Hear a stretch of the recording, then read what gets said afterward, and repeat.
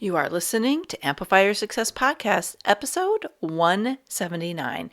And today we're going to talk about the secret body language signals of charismatic leaders. So let's get started. Welcome to the Amplify Your Success Podcast. Hey, are you a thought leader, creative entrepreneur, or change maker and want to magnify your impact, boost influence while creating a financial abundance? Stay tuned for today's inspiring episode with your host, Melanie Benson. Hey there, inspired entrepreneurs and business leaders. It's your host, Melanie Benson. And today we're talking body language. Yep. Did you know that even if you're on a video, even if you are on a radio show, your body language is impacting the experience that your listener has. And it can really impact your influence, your ability to inspire people to work with you. There's a lot going on with our body signals, and our guest today is going to share with us how we can make some shifts in our body language to have greater influence, to really make that impact that we're born to make. Now, before I get into today's episode, I want to make a special invitation to you, and I want to invite you to let me be your business coach for free for 7 days. Are you game? Here's what we're going to do. For 7 days, I'm going to send you a tiny little step to take, one of my proven profit amplifiers once a day with a little message for me on how this principle, this strategy, this habit can make a major impact in the results you're getting. And these are the same strategies that I'm coaching my Amplify Mastermind, that I coach every client around, and I want to share them with you as my gift. And here's the only thing I ask in return. Put at least one of them into action. Go get them right now at profitamplifiers.com. And I hope you will find at least one major transformational strategy in there that will help amplify the results you're getting in your business. Now, let's get started with today's episode. I'm so excited for today's episode. We're going to be talking about the impact our body language has on our influence and how we convey our message. I'm bringing on Holley Mignosi. Now, she's a speaker, speaking mentor, a storyteller, and a body language expert who helps speakers and experts increase their influence and impact through the art of hypnotic body language and the neuroscience of storytelling. With a combined 30 years experience as a celebrity modeling and acting coach, fitness trainer, and public speaking coach, Holley has helped over 250,000 people embody their message with presence, power, and passion. Now, Holley imparts experts with proven charisma skills, storytelling techniques, and uncovers hidden talents, tapping into their signature star power on stage. And she's the CEO and founder of the Dynamic Dream Life Group. She holds multiple certifications in mindset and physicality specialties, such as neurolinguistic programming, hypnosis, and hypnotic presentation skills, and other really long words that I can't pronounce but sound really super cool. So, Holley, thanks for joining me. Hi, Melanie. It's such a pleasure to be here. You know, we have a common friend, Devi Adea, who introduced us and brought you to New Media Summit a couple times back. And we've had this scheduled for quite some time, trying to get our schedules in sync.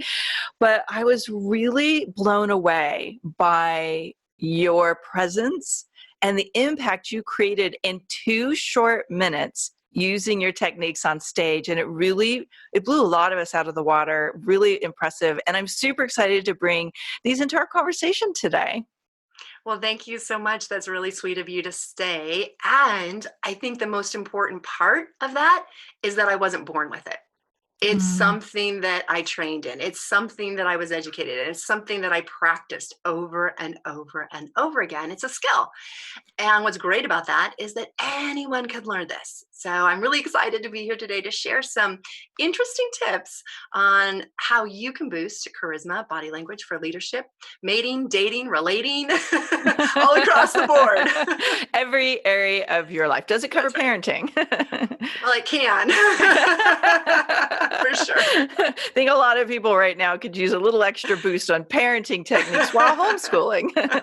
Actually, kids are naturals at reading body language because it's one of our first languages. Yeah. So they know when you walk in the door, is mom in a good mood or a bad mood? I mean, they know, they can see it. Yeah. Yeah, What I that's would true. love to do, if it's okay with you, is I have a body language game. And I would love to ask you and the audience a few questions to test our body language IQ. I love it. Okay, so now as you're listening in, I know you're not going to be able to interact with us live, so share in the comments on the show page, or you can jump into Amplify Your Success community where Holley and I both are, and we'll bring this game into the community for you as well. So, all right, Holley, go. Can't wait to hear this. Here we go. Okay, question number one. I'm going to give you some multiple choice answers, okay? So question number one is, who is better at reading body language? Is it men or women? My gut's saying women. Ding, ding, ding. You are absolutely correct. Okay. And what's interesting about that is the research shows that when they took two groups, all men and all women, and separated them and had them observe and watch body language on a screen with different electrodes connected to their brain, they showed that men read body language, and when they do, 8 different areas of their brain light up. And in contrast, for women, 15 different areas of our brain are lighting up, interpreting and receiving those very subtle body language cues. So women are naturally designed to read body language better. That's why when we're out at a restaurant, or if we're out in a public place and a woman walks in with a little more, hip sway, say, going on, all the women will notice right away, oh, she's marketing herself. She's ready. She's single and ready to mingle. But the men don't really pick up on it. That's interesting. Okay, good. I'm waiting for the next one. I can't wait to hear. All right. Number 2, in a group of people talking, this is co-ed, men and women, what body part points to the alpha? We call it the alpha, or the leader of the group. Is it the eyes, the heart, or the feet? I'm going with eyes. Take a second guess. Feet? Yes. Okay, I was vacillating between feet and eyes. Okay, good. I wonder what you guys just guessed when you were listening in. Which one was your first guess? Now, eyes is a great guess, and here's why. Because our eyes will tend to follow the prize.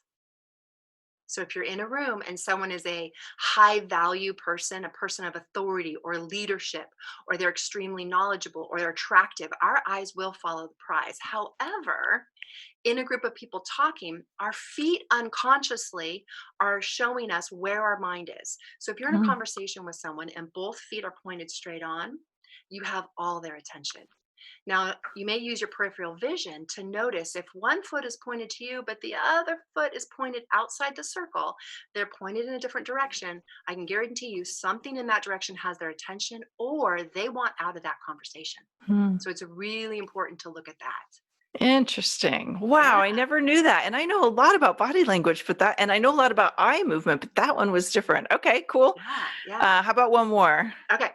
Number 3. Let's see. This is probably my favorite one.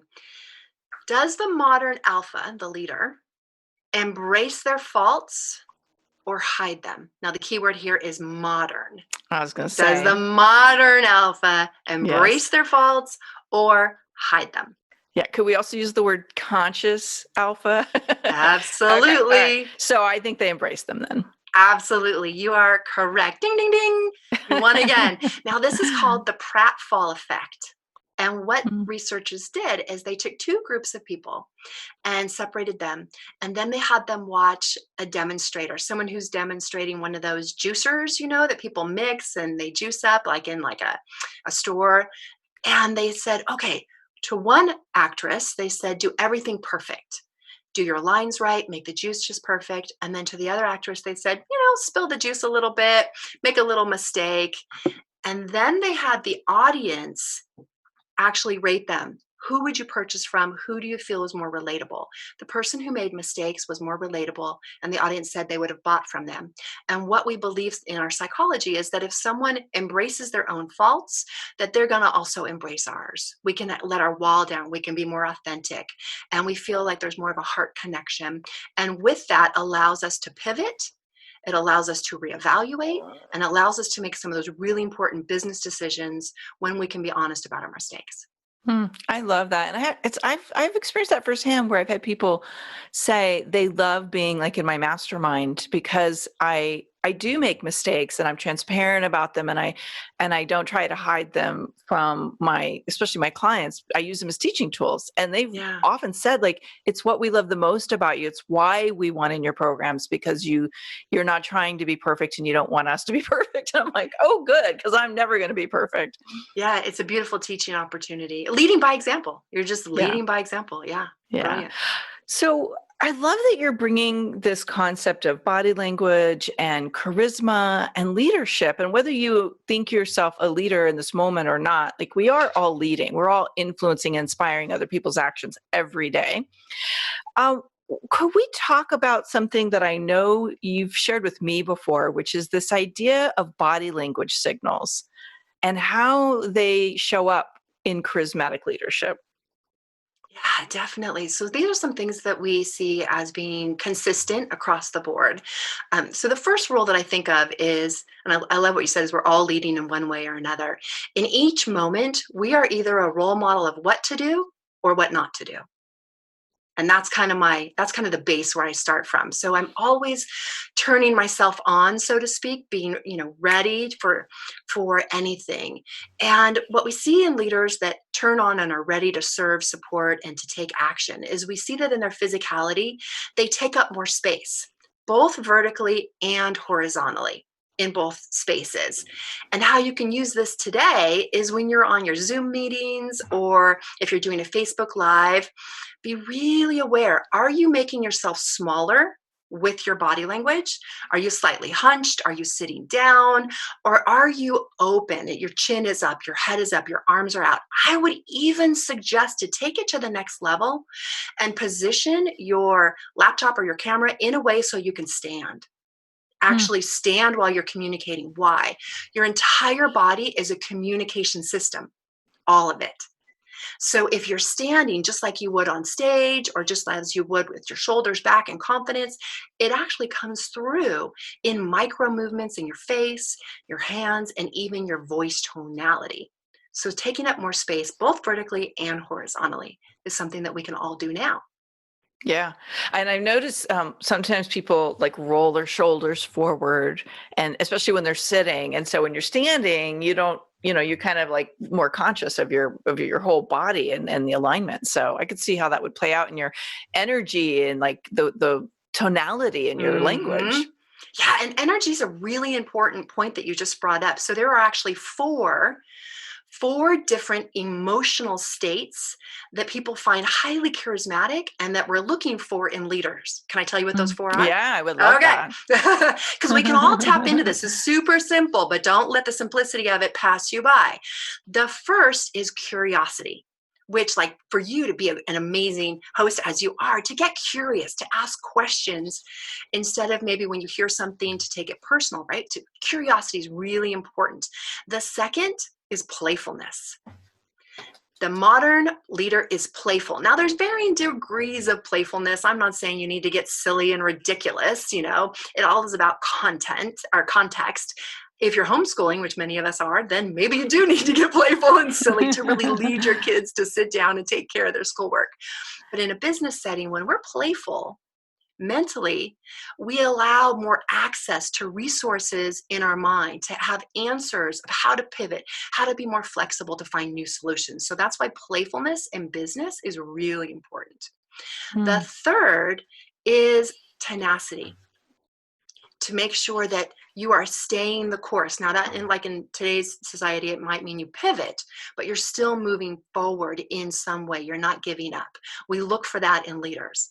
And the fourth, which is something that I think is a little more silent and a little bit harder to see, but you know it when you feel it in someone, and that is victorious. Hmm. Now, victory is someone who feels as though they've won the race even before they start. To have that mindset, that commitment, like, I'm going to get through this. We're all going to get through this. And I know on the other side, we're going to come out better. And to feel Okay. that victory. We have to talk about victorious for a minute and this mindset you're bringing forward, because this is probably one of the most poignant concepts around mindset that I've heard anybody bring up in a really long time. And this idea that they feel victorious before they ever get started, before it plays out, right? How is that impactful in the sense of how we're inspiring and leading others? How is that impactful? You mean, how does that How does resonate that to other impact? people? Yeah, like, and create that rapport and connection that's so important, especially as a speaker or someone who we're speaking to pull people in as potential clients. Yeah. So let's talk about how we can determine if somebody has that. How do Okay. we know if someone feels victorious before they start? There's an energy about them. Their words are different. It's not an if, it's a when. They have a vision. They're communicating their vision of what it's going to look like when they succeed, when they have reached this goal. It's not an if. So there's a level of certainty. And that can come through with passion. It can come through with service. It can come through with the action that they take. So there's a feeling of a almost, and I know you like to use this word too, bold. There's a Mhm. bold momentum that they have, that they just keep going. And that momentum makes people feel like, I don't know where they're going, but I want to ride on their coattails because they've got movement and I feel stuck. So it allows that playfulness, it allows those resources, it allows those connections, whether you're network marketing, you're reaching out to people online, like, for example, following your intuition. It could even be in a spiritual or kind of an intuitive way. We were talking about this right before we got on and started recording.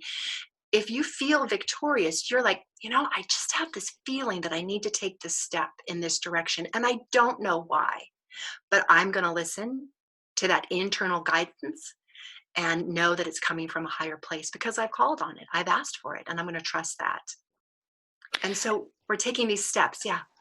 Oh, I was just going to say, it's almost like you operate out of a deep level of confidence and trust in your ability, but also there's, something greater than all of us that's part of this journey, and like balancing that confidence in yourself with that trust and that greater momentum that you're activating. Absolutely. And I think it's really important in today's events, the global events, Yes. that we can really keep that mindset as elevated as possible. And that means having a success journal. That means rehearsing your successes in your mind. When are the times when I was successful when I thought there was no light at the end of the tunnel? When are the times when it seemed like everything was crashing around me, but I was able to make it through? When are those times? And to consistently rehearse those emotionally and mentally in our mind. I call that priming. So you're priming your nervous system to feel playful, feel curious, feel flexible and resilient, and to feel victorious. I have so many stories in my mind of kind of the metaphorical, I had to walk up the hill, it was snowing both ways and it was raining and all these obstacles were coming in front of me. I have so many personal stories of that when I get in that moment of uncertainty, I can go back and rehearse and remember them. Yeah. So that's something that we can do. I think that's also why I like to challenge people to do physical things that get them out of their comfort zone, but that they can achieve, so that you can create that muscle memory of being victorious or being able to achieve things that you don't know how to achieve yet. Right. And so, like, I love that you're bringing up, like, that you rehearse it. Like, you can also practice it with muscle memory. You're absolutely right. I remember a time I was going down a black diamond skiing. Now, let me just pre-frame this with, I am not a skier. I like snow, but I don't like to be out in it for long periods of time. And I was following friends that said, yeah, we can do this, down a black diamond. And I thought to myself at one point, and for those of you that don't know, there's a lot of bumps and turns and huge jumps and things and it's a very steep slope. I thought at one point, I'm going to die. And I was probably about 24 years old. And in the moment that I felt that intense fear, I don't know if I'm going to make it out of this. and I see all my friends going down the slope, and they're, having fun, and they look like elegant little swishes. They're going back and forth, back and forth. I realized if I don't change my mindset, something is going to happen. So I need to think a new thought so I can make sure that I get down this safely. And so I just kept telling myself, I got this, I got this, I got this, I got this, physically, like in a mantra, as I was swishing left, right, left, right, left, right. And I'll tell you what, by the time I got down to the end, I was actually shocked. I was still in one piece. But in that moment, I realized, wow, the power of my mind is so critical. If I hadn't kept that mantra, I got this, I got this, I got this, I got this, then something might have happened. Yeah. Yeah, that's when you constrict and you tighten up, and that stress. It's funny. I think you and I were on that same ski trip, but we didn't know each other then because I had the same exact experience, and I Really? chose playfulness as my route down.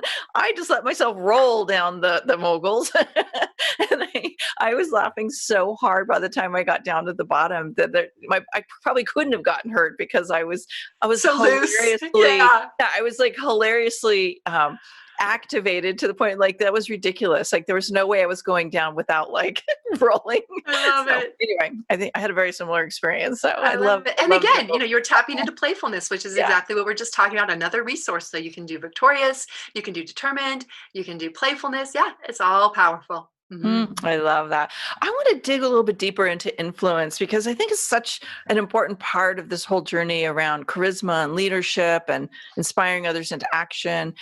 And I don't think it's the same as what you just talked about, True. the ideas around hypnotic influence. True. What is that? And how is that something that we could tap into as well? Yeah, I love this topic. Thank you for asking. So let me first start by saying, what do I mean by hypnotic? What I don't mean is that there's some guy with a watch saying you're getting sleepy, you're going to go to sleep and remember some instances in your past. That is not what I'm talking about. When we talk about hypnotic influence, what we're actually referring to is being captivated by someone, being in trance. And trance simply means the continuing narrowing of your focus to the point that you block out everything else. We've all had a moment where we've seen someone that was really attractive and we just couldn't take our eyes off of them.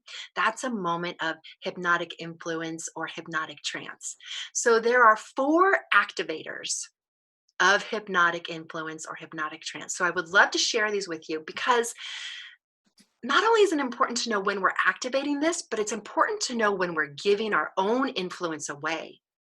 When are we seeing someone as being more powerful than me, more capable?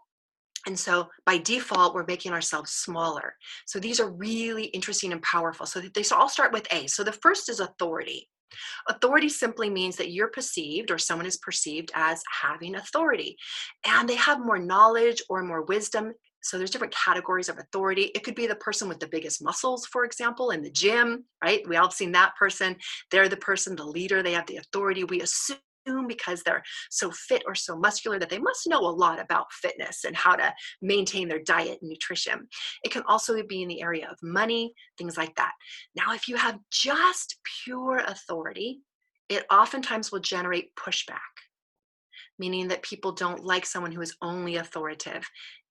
And I love to use this kind of as a simple way to understand it. It's that parent that says, do it because I said so. If any of you have had or heard that, it generates some pushback. So the second is attractivity, being attractive. And I mentioned that just a few moments ago. But it's not just being blessed with certain attributes. It actually also has to do with context. So for example, if we were back in the 70s and we walked into a disco with huge collar and a white little jumpsuit with our feathered hair like one of the Bee Gees, we would be perceived as being highly attractive. But if you took that same person and put him in a biker bar, not necessarily the same vibe. So attractivity means that we are attractive based on what is the norms of a culture. The third is affinity. An affinity simply means that I want to be like you for some reason. Either I'm already like you or I want to be like you. I want to have what you have, do what you do in the way that you do it. And then the fourth is acquiescence. Acquiescence simply means that someone is going to follow you or perceive you as being someone who's a leader because they are followers. They are not the leader themselves. They don't see themselves like that. They're always looking for the leader. So I like to focus on the top 3. Are you an authority? Do you have that attractivity for your culture? Are you following, what is attractive in your culture? And do you have that affinity? Are you showing the characteristics and qualities that people want to be like? Are you a server? Do you give? Are you humble? Are you confident? And then, of course, the 4 pillars of charisma that we just talked about, being playful, curious, determined, and victorious. So those are the 4 A's that activate our hypnotic influence. And it's really important to pay attention when we're perceiving someone as being more authoritative, more attractive, or having that acquiescence and that affinity, those 4 categories. I love those, and I love that they're all A's. Yeah. But one of my words, I guess you might say, is recognizing the value we have as an authority, and being willing. Like, I think sometimes people don't recognize their own authority, or they have some kind of trigger around the idea of being an authority. But really, it's a superpower to recognize what you're an authority in, and to be able to charismatically lead people through that authority. Yeah, absolutely. And as you said, sometimes it is difficult to see what is our authority. What are we an authority on? And I think the first step is to claim it, like actually decide, claim the crown. What do I want to be an authority in? And then research that, be knowledgeable on it, and then just help somebody else who needs that support. So I'm imagining there's some, especially in your long history of working with people in this capacity, that there's probably some do's and some don'ts that have surfaced to really stay in the charisma of leadership. Yeah. So one of them we just talked about, which is your body language, starting with posture. And I know that this is so basic. People are like, yeah. But this is so important that when I was in the modeling and acting industry, and I owned a modeling and acting agency, when we would do workshops with models and actors, the workshops were about 2 hours long. Each time we would actually spend 30 minutes walking on a runway and entering and exiting a room. And I know that sounds boring probably to most people listening, but it's about priming your body to get into that I'm turned on state. I see so many people walking into a room and they haven't turned themselves on, so to speak, and really decided, okay, I'm here for others. So that is your definite do. Another do is to pay attention to people's eyes. Now, we talked about paying attention to feet, and we want to pay attention to eyes and hands. What are you doing with your hands? Our hands are our trust indicators.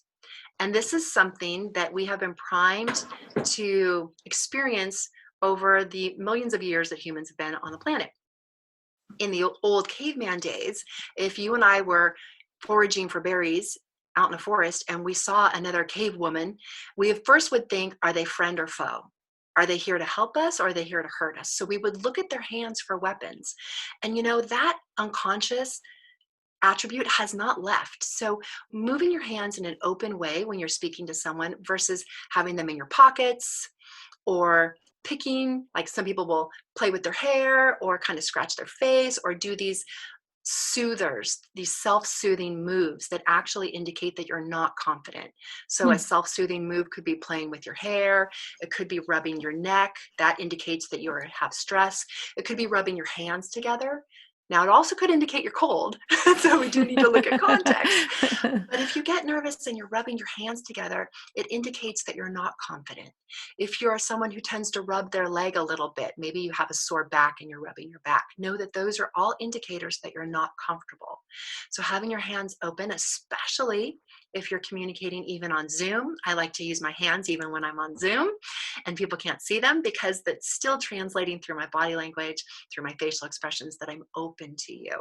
Hmm. And then you want to be careful of pointing with the hands.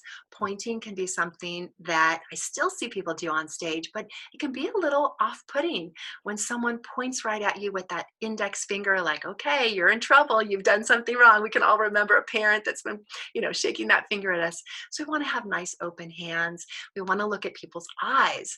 So I love one of these things that's kind of a secret nugget. Can I give you a secret nugget to figure out if you are instantly in rapport with someone?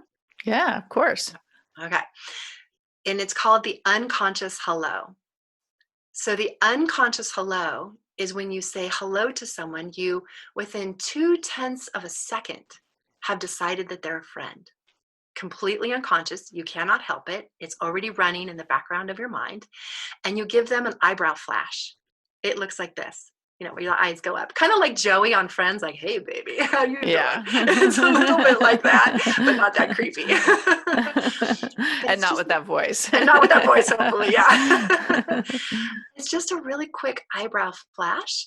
And what researchers have found is that when we see something that we like, it could be a piece of art, it could be food, it could be a person, that we open our eyes just a little bit wider to take more of that in. So if you walk into a room and you get a quick little eyebrow flash from someone, then I would say they're a good person to go up and say hello to, shake a hand, introduce yourself. And one of the fun places that I like to practice how on I am is in the grocery store. So I like to count how many unconscious hellos I get when I'm in the grocery store. Yeah, I know that sounds kind of funny, but it's a fun little game you can play. Yeah. I play the game of how many people can I get to smile at me and say hi. Yeah, that's it. Yeah. That's funny. Yeah. I think you and I must be sisters from another mister. I mean, yes, we have a lot of little things. Yeah, yeah, we do. Or we've been trained by similar mentors. I don't know which. Yep. Oh, I love all this so much. I mean, we could probably do a whole call just on do's and don'ts. And I have a couple more questions I want to get into with you, Holley. Yeah. But before I get to those, I would love it if you would share your gift, your resource, the Hot 15 that I've been seeing you share a lot about, because I think this is something that would really help people take things to the next level if they're knowing they could use some support with their charismatic leadership and body language. Yeah, so this is a really simple, easy, fun checklist that I created. It's the hottest 15 hand gestures to boost your charisma, your leadership for, fun or for profit, mating, dating, relating. If you're in a room with other warm bodies, this is a great place to start. And you can get that at www.Holley Mignosi, HolleyMignosi.com/hot15. Hot 15. Yeah. Thank And you. I also have on there 5 hand gestures to never do. Or if you want to break rapport, you can do them. Yeah, and break rapport basically means you want to disengage from someone. You That's want to right. kind of energetically block them. You want to repel them. Yes. Yeah. Yeah, that's going to come in super handy, especially when you're out speaking. And sometimes people just, you need your break and they're not giving it to you. That's a really important one to know how to do and to kind of, create a little energetic break so you can stage left. Holley, you and I were talking about this in the green room before we came on, and I think it'd be so valuable to maybe give a couple examples of how these things we've been talking about can be translated into the virtual platforms that have become really necessary right now, but also they're such a great way to connect with potential clients and share your gifts with the world, no matter when we are, you don't have to be in a world pandemic to use them, let's say. Yeah. Thank you for that. Yeah. So here's 3 things you can do right before you go on your Zoom meeting or a live or something like that. 3 quick things you can do. One is turn on. Turn yourself on so you are showing up as your best you. Now, to do that, you can run through the 4 hypnotic pillars of influence, which is the playfulness, curiosity, determination, and victory. And how do you do that? You just remember times when you felt curious. When was a time when you felt really playful and you can laugh at yourself rolling down a mountain in the snow, going down molehill the wrong way? When do you remember a time when you felt really determined? And when was a time when you knew you were victorious even before you started the race? So that's number one, is turn yourself on. The second thing that you can do is, if you have an opportunity to use your entire body to communicate, I would suggest to do that. So that might mean holding your phone up a little higher, standing up, moving your platform. If you have a standing desk, you can do that before you go on your Zooms. You'll just use your entire body to communicate, and that will come through in your voice. You'll sound more interesting, more captivating, more energetic. And then the third thing you can do is actually use your hands. Even though people can't see your hands, they're going to feel it. As I said, through your energy, as you're moving in the little box that you're in on Zoom, and through your voice. So it's interesting. There was a research that was done on the top TEDx videos. And they found that in the top TEDx videos, speakers were using their hands as much as 465 different hand gestures. And some of them were micro gestures, not waving their hands around crazy, but micro gestures. 465 individual hand gestures compared to the TEDx videos that were the least viewed.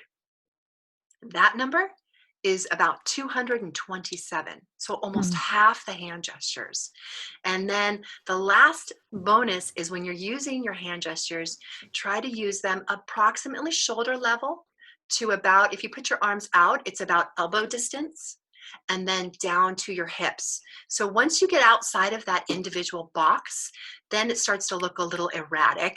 But if you can stay inside that natural box, then your hand movements will come across as being very natural.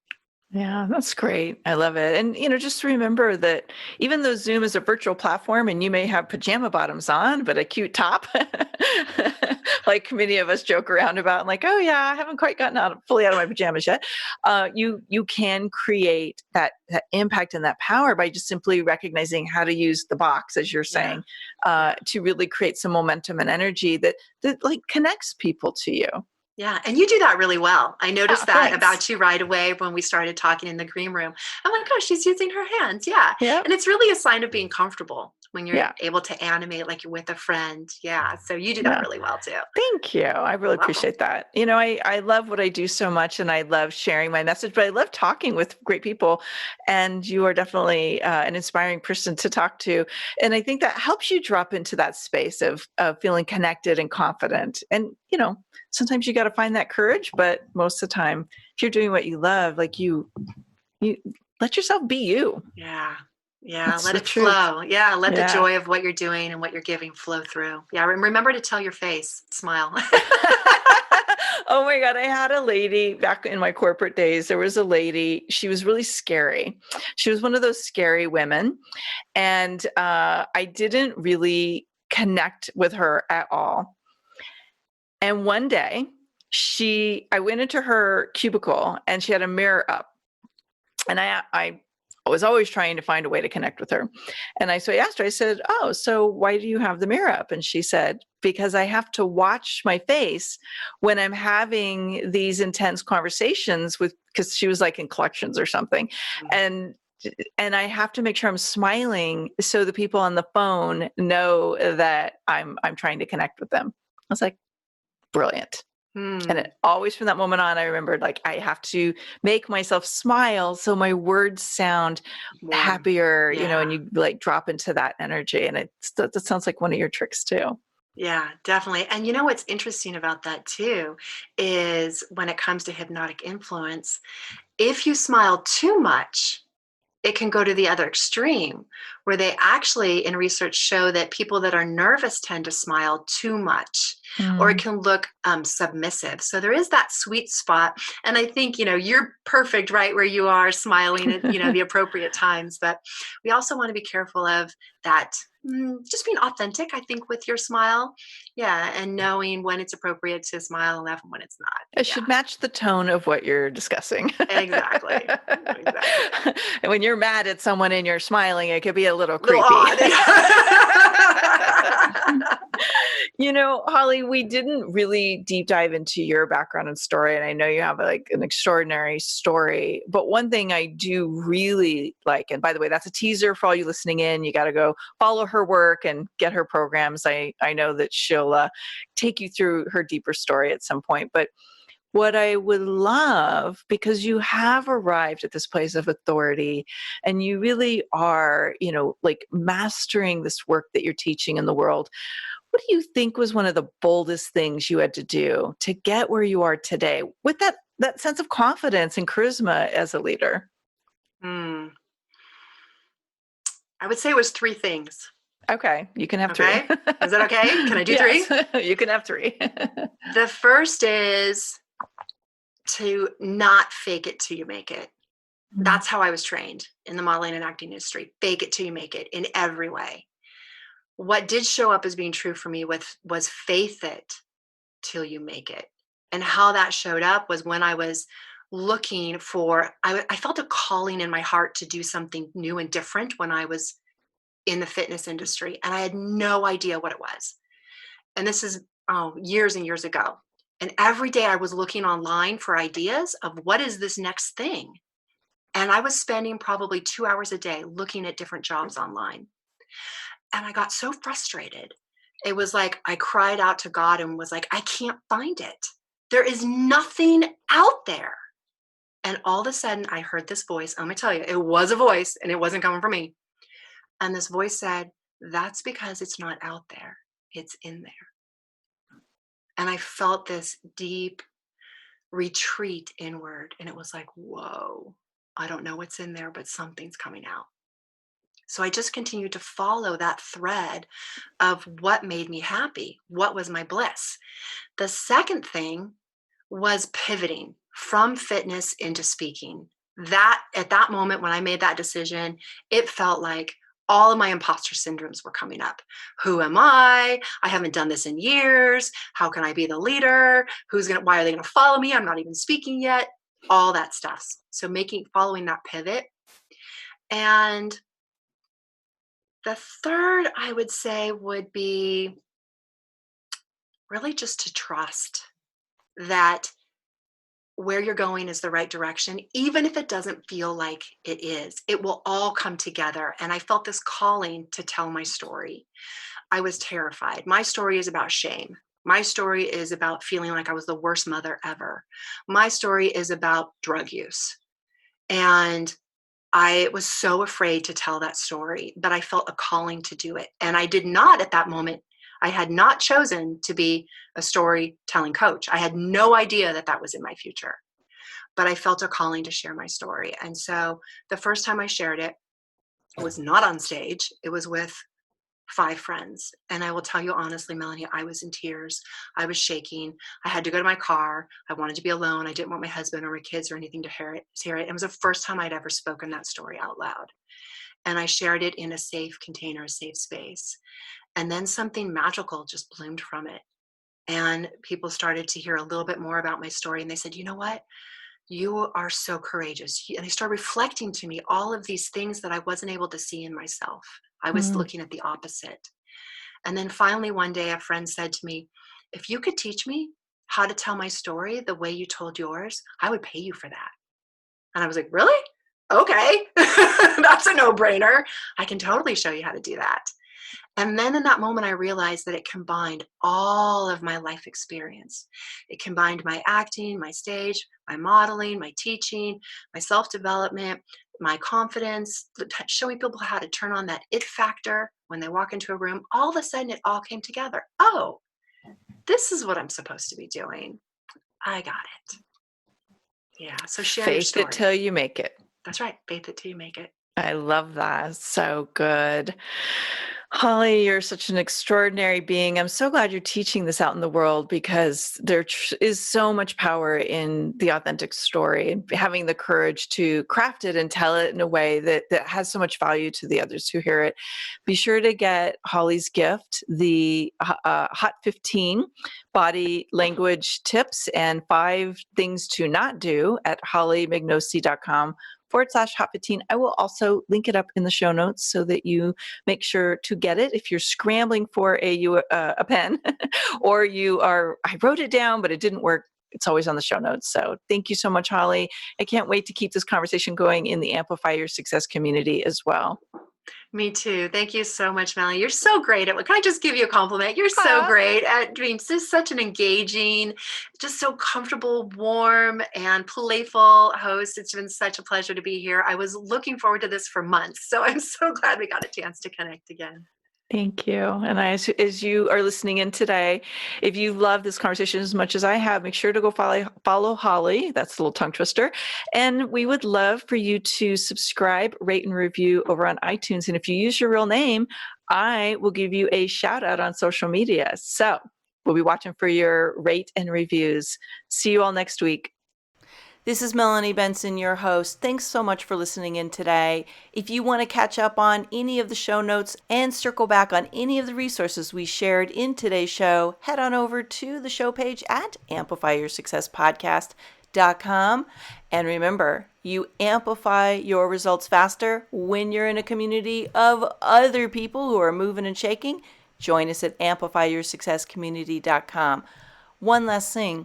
When you've gained insight from today's episode, help us share that and inspire other people by heading over to iTunes, subscribing, and give it a review. iTunes absolutely loves seeing these reviews pop up, and it actually helps boost my show's visibility. So I would be super grateful for your reviews. And as always, I love seeing your shares of these episodes on Twitter, Facebook, and Instagram. Come find me over there. Tag me in your shares. I'll give you some social media love right back. So see you next week for another inspiring episode of Amplify Your Success Podcast.